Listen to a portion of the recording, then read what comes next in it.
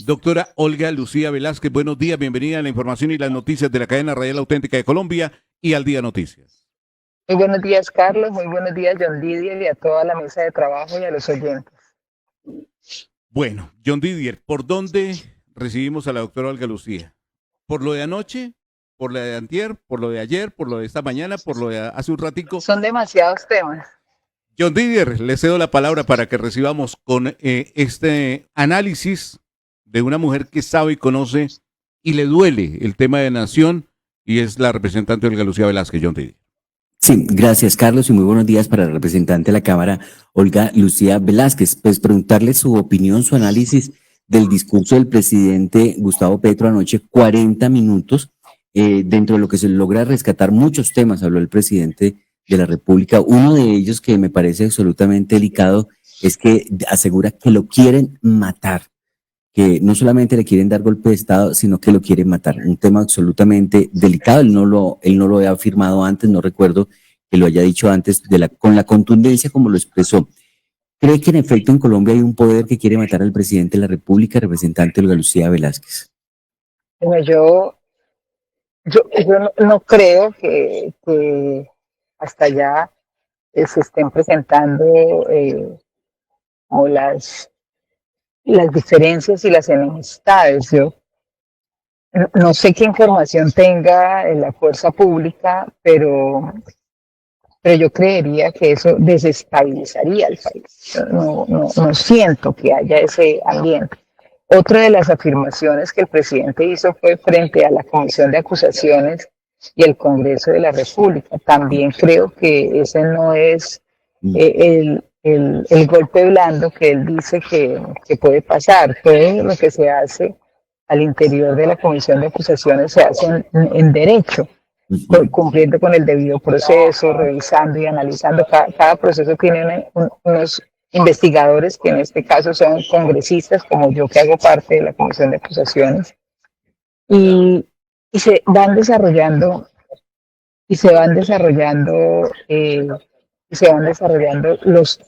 cada uno de los procesos de acuerdo a las pruebas que haya, a las indagatorias, y con el debido proceso se desarrollan. No sé a qué específicamente el presidente se refirió, pero lo que yo sí le puedo decir a este tipo de trabajo, Carlos, de Olivier, y a todas las personas que nos están escuchando, es que al interior de la Comisión de Investigación y Acusaciones de la Cámara de Representantes se asignan por parte de la mesa directiva del presidente de la comisión los expedientes, los diferentes casos, y cada representante investigador desarrolla el proceso cumpliendo con la ley, es decir, haciendo el debido proceso, notificando la investigación, verificando las pruebas, solicitando pruebas, ¿no?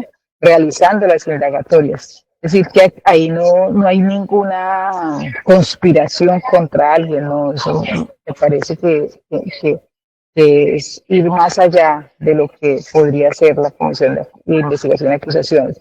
Y frente a algún atentado, yo tendría que decirles al presidente que nos diga la fuerza pública cuáles son las denuncias o qué es lo que ha habido alrededor de esa afirmación, porque en realidad yo sí siento que cualquier cosa que le pase al presidente desestabilizaría la tranquilidad del país, y no podría decir otra cosa que eso.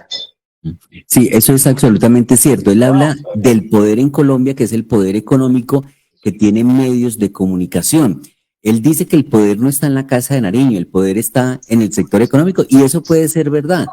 Como él está haciendo un gobierno que está incomodando al poder económico, dice él que lo quieren matar en ese sentido. Uno creería que está hablando de un Luis Carlos Sarmiento Angulo, de los Gilinski, de la gente poderosa en este país, que esos son los que realmente tienen el poder, y él tiene razón en ese sentido.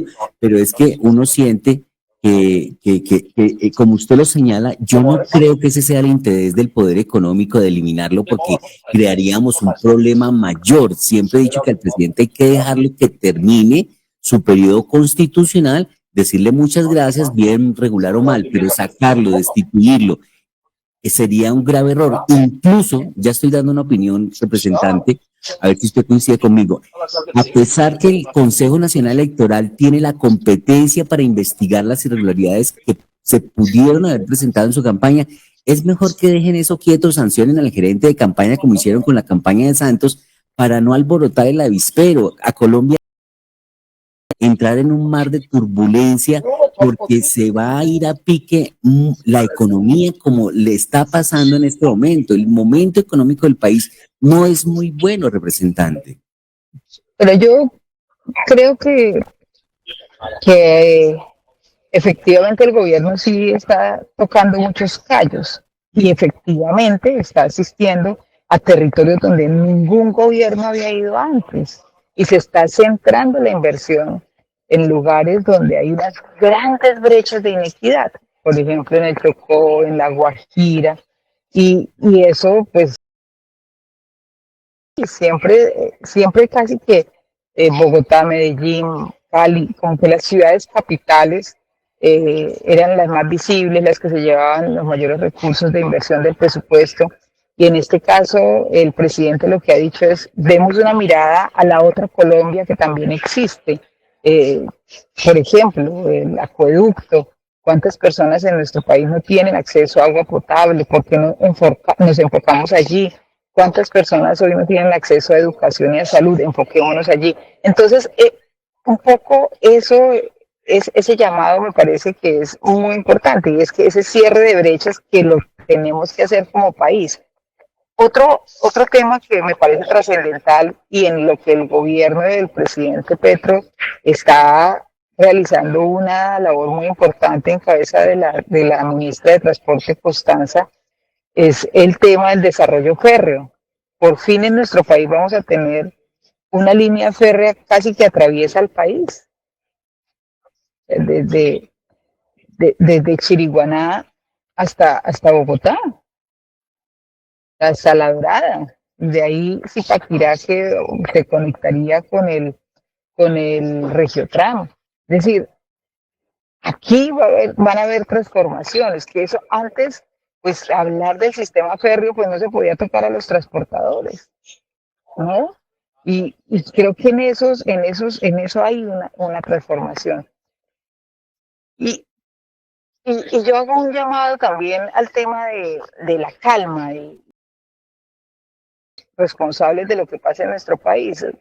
Estamos muy acostumbrados, John Diver, Carlos y oyentes, a echarle la culpa que no es que la culpa del presidente, no es que la culpa es de los ministros, no, nosotros también somos de alguna manera responsables de lo que pasa en nuestro país, somos responsables.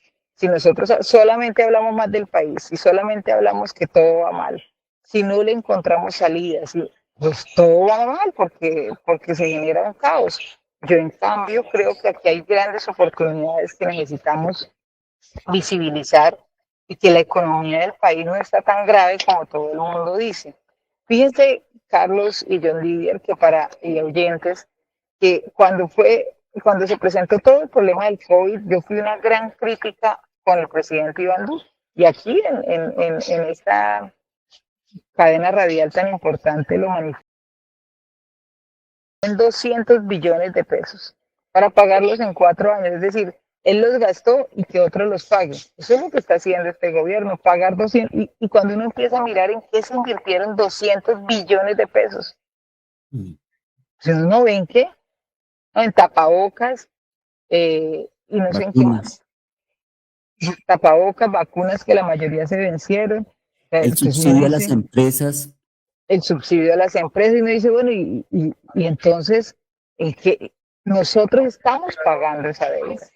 De hecho, del presupuesto general de la Nación para el 2025, de 523, que es la apuesta del gobierno, con ley de financiamiento, supongamos 511, sin ley de financiamiento, 112 billones de pesos son para pago a la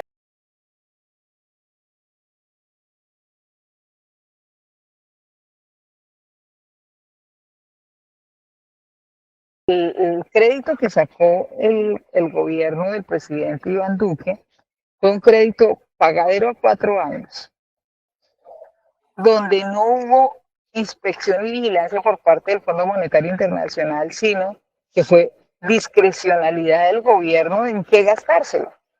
Por eso fueron las condiciones del crédito así. Me lo paga pronto, a una tasa de interés decente, es decir, no exagerada, pero sin vigilancia en qué se invierte. Usted mirará en qué invierte la plata.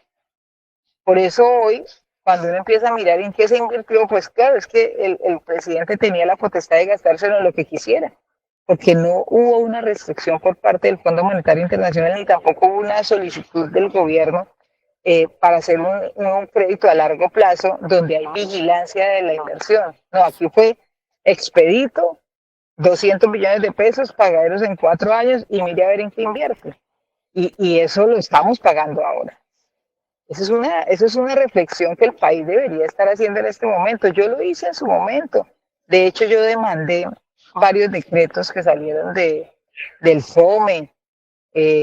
Hoy no se ha podido liquidar el FOME porque yo tengo una solicitud al Ministerio de Hacienda porque ya hay una solicitud de liquidar el FOME. Yo dije, bueno, yo quiero saber en qué se gastó la plata. Y no me han podido, llevamos año y medio.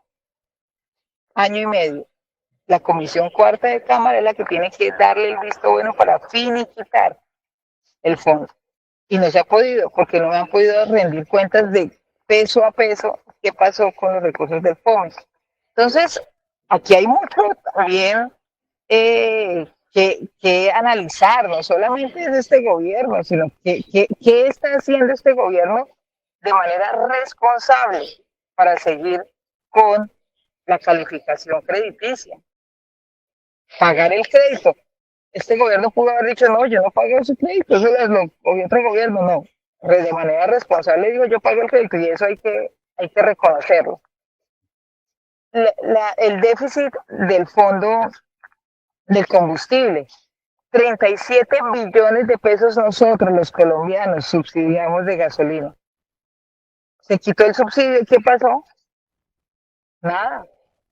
Anoche en el programa deportivo escuchaba a un hombre, un periodista muy centrado como es precisamente Jairo Berrío, periodista deportivo en Armenia, me dice, me fui, Carlos, a escuchar al presidente en la propuesta para los medios comunitarios alternativos y créame que ni soy seguidor del presidente, pero veo que está centrada esa política del apoyo a estos medios de comunicación en Colombia, lo escuché detenidamente, entonces uno dice, hay gente que mira el fundamento político, otros miran el fundamento de ejecución, otros se van, lanzan ristre contra el pronunciamiento, pero creo que esta frase va a poner a hablar a todo el mundo, tanto a favor como en contra, representante. Habilíteme su micrófono, representante, si es tan amable, gracias. Así es, Carlos, nosotros nunca hemos tenido un gobierno alternativo. Ese es el otro. Hemos tenido unos gobiernos tradicionales, por utilizar una palabra tradicional. Esta es la primera vez que tenemos un gobierno alternativo, un presidente disruptivo, un presidente que genera controversia y que a mi modo de ver a veces él hace el llamado al gran acuerdo nacional, pero también divide con sus opiniones. Entonces, es un gobierno distinto, es un gobierno que todavía pues genera malestares en diferentes sectores. Lo que yo puedo resaltar del gobierno es que nos ha hecho ver la Colombia profunda de manera clara, con cifras, que nos ha mostrado una realidad que se vive en departamentos como La Guajira, como Chocó, como Copés, como Nariño. Es decir, aquí hay una verdad de un país que desconocemos muchos. También nos ha mostrado cómo el país está, o el Estado mejor, está cooptado por unos sectores que hay que liberarlo, es decir, que muchos pueden acceder a los servicios y además muchos pueden acceder a la contratación del Estado, no solamente concentrada en... Es lo que me parece a mí que hay que mejorar, y es que si yo quiero un acuerdo nacional, tiene que ser sobre esos temas, sobre esas brechas grandes de inequidad que hay en los territorios, de cómo lograr efectivamente la inversión en salud, en educación, en agua potable. Para mí el tema del agua potable, que es una de sus banderas, es importantísimo. Entonces, creo que hacia allá es donde se debería ir la comunicación y contenerse un poco en generar estas grandes discusiones sobre algo que yo ni siquiera sé si tenga unas pruebas, es decir, para poder afirmar que lo quieren matar. Eso es una afirmación mayor, ¿no? Entonces, pues yo sí creo que aquí hay que hacer un llamado a la calma y a que nosotros, o sea, yo creo que en este momento la ciudadanía tiene una responsabilidad muy grande con el país, y es que de lo que nosotros como ciudadanos hagamos, la actitud que tomemos frente al país, de concertar, de no generar más polarización, de no pelearnos entre nosotros, porque finalmente somos colombianas y colombianos, lo que tenemos es que ponernos de acuerdo en sacar el país adelante, en generar más certezas, en apoyar al empresariado, en apoyar los emprendimientos, en apoyarnos entre nosotros, porque nadie más va a sacar el país adelante más que nosotros mismos. Hay detonante frente a esta posición del gobierno y cuando, no sé si hago una mala lectura, pero cuando uno siente cómo riposta el presidente, como que la gente también se encarga de colocarle leña o echarle leña al fuego. ¿Qué ha pasado en el Congreso de la República? Usted tiene un jefe, digamos, entre comillas, allí como congresista, que es el presidente del Congreso de la República, Efraín Cepeda Saravia, que ha sido también muy directo en algunos comentarios, en algunas posiciones. El Partido Conservador ha dado un comunicado en el cual dice nunca se ha dicho esto, nunca se ha hablado de este tema por parte del presidente del Congreso de la República. Pero sí hay acciones, el tema de no aprobar, el tema de rechazar, el tema del presupuesto, que la ha dejado usted, y lo he visto en redes sociales, con bastante tristeza frente al actuar del Congreso de la República hacia el presidente de la República o hacia el gobierno nacional, el representante. Pues nunca se había visto en el Congreso en el país mejor, que el Congreso no aprobara un monte de presupuesto. Y aquí no le sirvió nada a la Comisión Tercera del Senado. Nada. Ni 489, ni 517, ni 519. Mi propuesta no era 523, el monto del gobierno. Mi propuesta, por ejemplo, era 519, pero ellos no querían nada. Nada más que su propia propuesta. Y su propuesta 511 más reforma tributaria. Entonces uno los escucha y dice, no vamos, pero no, ellos lo que quieren es radíquenos aparte de la reforma tributaria. Yo, en cambio, mi propuesta que hice fue los 511 más lo que podamos recuperar en una ley de financiamiento, solo con dos conceptos. Uno, adelantar la regla fiscal, que eso nos que se pueda hacer una amnistía en sanciones e intereses, en renta, en retención, en la fuente, en IVA, en infoconsumo. Hay 262.000 morosos en el país que pueden ponerse al día. ¿Cuánta gente no quiere ponerse al día? Pero necesita una amnistía en intereses. Usted debe un impuesto y deberle al Estado es lo más costoso. Son intereses de usura. Entonces, que se pueda descontar hasta el 85% de los intereses y sanciones, pues ahí se recauda los 3 billones que nos harían falta, y por de 519 billones de pesos y una ley de... Entonces, y bueno, y también dentro de la amnistía estaba aquellos que debían haber declarado un impuesto y no lo declararon, que tengan la oportunidad de hacerlo, de ponerse al día, de normalizar su tributación. Con esto pudiésemos recaudar una cifra importante. Entonces, no hubo ningún... Entonces ellos quieren una ley de financiación, estos conceptos concretos que no afecten el bolsillo de los colombianos. Pero hay una posición de la Comisión Tercera del Senado que es... ellos quieren 511 y que les radiquen a ellos, a la Comisión Tercera, la reforma tributaria para darle trámite. Yo respeto esa posición, pero lo que no comparto, si uno conversa con ellos y no hay alternativa, si no es esa, no es nada. Pues no es nada, porque también hay otras opiniones como la mía y la de la Comisión Cuarta de Cámara, que dijo no, o es 519 o es 517, pero aprobemos un monto, O sea, hay intransigencia, digamos, en este tema. ¿sí? Y ellos diciendo la intransigencia del gobierno, que acepte nuestra propuesta. Y yo digo, no, ¿por qué no acepta la nuestra? Entonces, es la primera vez que pasa esto en el Congreso de la República. Y también las discusiones se tornaron políticas, es decir, muchos se preguntaban en la discusión, pero ¿para qué se van a invertir los recursos si ustedes están esperando guardar los recursos para la campaña del 2026? Yo lo que creo es que esta aprobación del presupuesto lo que da es inicio a la campaña política del 2026. Aquí no se dio espera, como siempre había pasado, que era en el último año, en el inmediatamente anterior. No, aquí ya empezó la campaña del 2026 y la no aprobación del presupuesto para mí es el inicio de la campaña. Es la representante Olga Lucía Velázquez, la hemos sustraído un momento de su agenda para que nos atienda unos minuticos. No voy a dejar al señor Oscar Javier Acuña en Bronfield, Colorado, con interrogante que sé que quiere plantearle a la representante y para agradecerle estos minutos que nos ha dedicado. Oscar, le escucha la representante Olga Lucía Velázquez, Partido Alianza Verde en Colombia.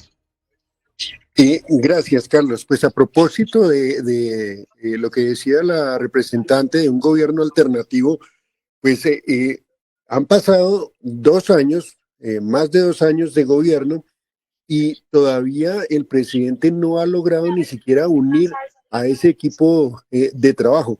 ¿Será que con estas frases, con estas polémicas, le sirve al país tener un gobierno alternativo, un gobierno que no ha podido ni siquiera unir a su propio equipo de trabajo? Yo creo que al país le conviene un gobierno alternativo en el sentido de hacer visible las brechas de inequidad que hay en los territorios, y lo mencioné hace un rato, Oscar. A veces nosotros yo que vivo en Bogotá, pues uno no logra percibir de manera directa esas grandes diferencias que hay en otras regiones del país. Hay regiones del país que no tienen agua potable. En realidad, hoy cerca de 1.200.000 familias no tienen acceso a agua potable. Hoy en el país, solamente 1 de cada 10 personas que entran a la primaria llegan a educación superior, ni siquiera o a una carrera técnica, no, ni siquiera universitaria, no, alguna educación posgradual del bachillerato. Hoy en nuestro país todavía se mueren niños y niñas menores de 5 años por enfermedad diarreica aguda y enfermedad respiratoria aguda. Y en su mayoría es porque hay calles destapadas, porque hay contaminación a su alrededor, porque tienen pisos sin pavimentar, porque no tienen acceso a agua potable, porque no hay un manejo adecuado de los residuos sólidos. Es decir, aquí hay unas necesidades básicas no resueltas en muchas partes del territorio nacional. Y creo que este gobierno alternativo ha hecho visible esas diferencias.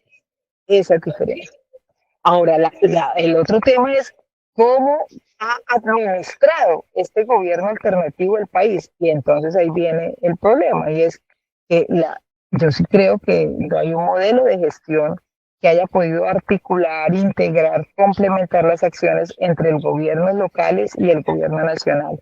Y para poder generar impactos en los territorios se necesita esa articulación. Y se necesita también que podamos, en lugar de generar controversias y diferencias permanentes para resolver un problema, mayor diálogo y concertación. Y esos 2 elementos no se han tenido de manera clara en este gobierno.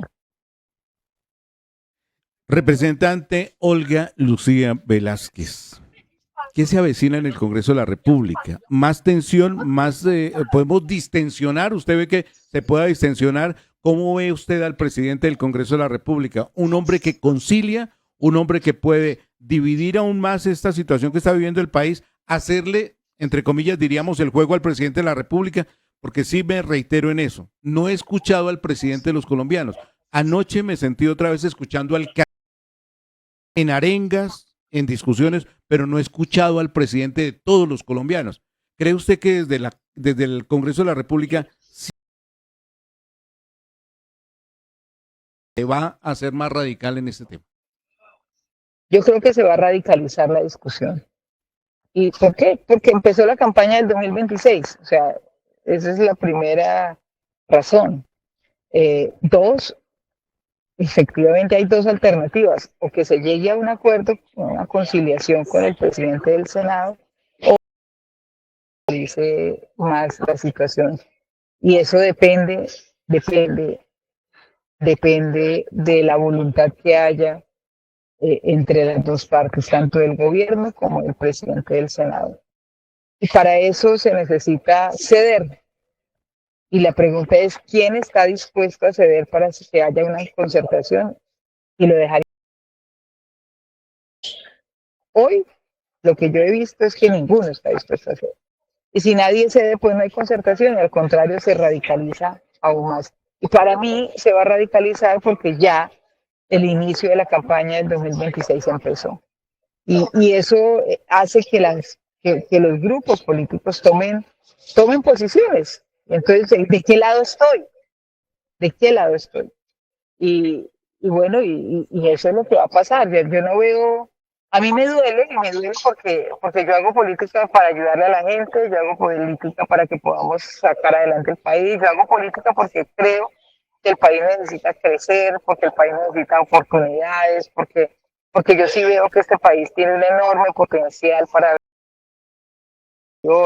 porque yo veo que aquí hay mucho talento para mostrar y para hacer crecer nuestro país. Y no hago política para generar discordias. Yo no nací para eso. Yo nací para crear, para construir. No nací para destruir. Ese es mi ikigai, dirían los japoneses. Esa es mi razón. Entonces me cuesta y me duele efectivamente, y lo he manifestado en el Congreso de la República, me duele ver esto, porque, porque creo que deberíamos estar pensando más en construir que en destruir, y lo que yo evidencio cada día es como dicen coloquialmente, echarle carbón al fuego para que exploten las cosas en lugar de retirar el carbón para que se calme la llama. Claro que sí. Representante, ¿verdad? Gracias por atendernos. No sé qué viene en la agenda de los próximos o más cercanos días de la representante Olga Lucía Velázquez, porque aquí nos encanta, siempre que hay una invitación, siempre que hay una propuesta, siempre que hay una iniciativa de la representante Olga Lucía Velázquez es positiva. Se lo manifesté hace unos 3 días al secretario de Salud de Bogotá, Gerson Bermond. Nos felicitó por nuestra campaña de qué pasa con la salud mental, que se toca por lo menos desde el Congreso de la República. Me dijo, toda esta gente suma, y esto es bueno a propósito del día contra la intención de suicidio en nuestro país. ¿Qué viene en la agenda, representante? Bueno, nosotros estamos preparados, efectivamente, ya esta semana que termina fue el Día Mundial de la Prevención del Suicidio, y enviamos un mensaje para que podamos decirle a todas las personas que están con dificultades que no están solas, que aquí hay personas que estamos trabajando por ellos, que hay redes de atención, que no les dé miedo pedir ayuda ni pena pedir ayuda. Y estamos preparando el mes de octubre como el mes de la salud mental, que queremos, que además está en nuestra agenda legislativa. Esta semana que viene esperamos que en la Comisión Séptima del Senado se apruebe el tercer debate de la Ley 014, y con toda mi alma y mi corazón deseo que sea ley de la República este año, la Ley 014, para que podamos todos los meses de octubre celebrar el mes de la prevención.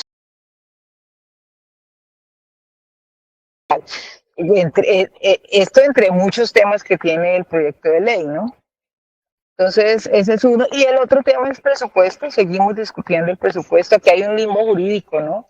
Hay personas que creen que ya no deberíamos de seguir reuniendo a las comisiones económicas terceras y cuartas de Cámara y Senado, porque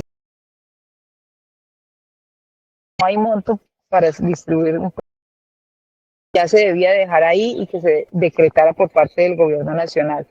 Pero hay otra teoría que dice, otra interpretación que no, que nosotros debemos seguir discutiendo y que en el debate, en el primer debate de las comisiones económicas se define el monto y la distribución en primer debate y que debemos seguir, y que en el gobierno de Andrés Pastrana pasó algo similar y que podemos avanzar en la discusión. Estamos en ese limbo jurídico en este momento, porque cualquier persona puede mandar y decir, no, no, no, ustedes ya no tienen ninguna intervención en el presupuesto, que lo saque el gobierno por decreto, tal como lo presentó inicialmente al Congreso.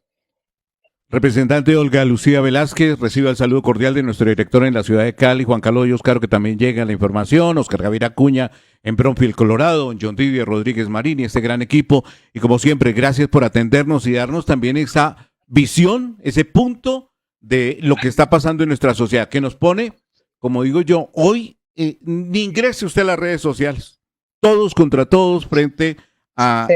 a lo que está pasando en nuestro país. Muchas gracias por atendernos, representante. Muchísimas gracias a ti, Carlos, por la invitación, a John Didier, Oscar, Juan Carlos y a todo el equipo del sistema informativo. Y yo sí hago un llamado a la calma, pero sobre todo al respeto. Se ha perdido el respeto en las redes sociales, se ha perdido el respeto al interior del Congreso, en el trato entre los congresistas, se ha perdido el respeto en muchos escenarios y eso no lo podemos permitir. Tenemos que apelar por recuperar el respeto y construir en medio de las diferencias que nos asisten. Un abrazo fraterno, solidario, muchísimas gracias.